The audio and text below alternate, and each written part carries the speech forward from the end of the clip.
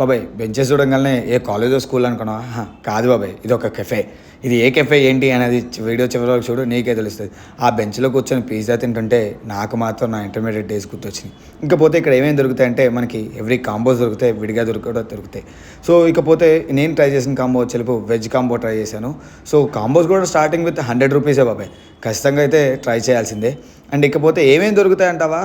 Pizzas దొరుకుతాయి, sandwich దొరుకుతాయి, మోమోస్ దొరుకుతాయి, మ్యాగీ కూడా ఇక్కడ దొరుకుతుంది. సో ఇక్కడ నేనైతే ట్రై చేసింది పిజ్జా ట్రై చేసేసాను. ఆ బెంచ్లో కూర్చొని పిజ్జా తింటుంటే నేను నా ఇంటర్మీడియట్లో చేసిన అల్లర్లు మొత్తం నాకు గుర్తొచ్చినాయి బాబాయ్.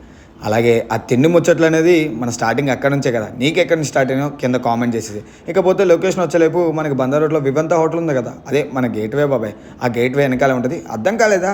అర్థం కాకపోతే కింద డిస్క్రిప్షన్లో లొకేషన్ ఉంది, ఒక్కసారి వెళ్ళిపో. మరి ఈ బ్యాక్ బెంచెస్కి మీ బ్యాక్ బెంచ్ ఫ్రెండ్ని ఎవరిని తీసుకెళ్తావు కింద కామెంట్ చేసి వాటికి ట్యాగ్ చేసి మరి వెళ్తే ఒక ఫాలో కొట్టు బాబాయ్.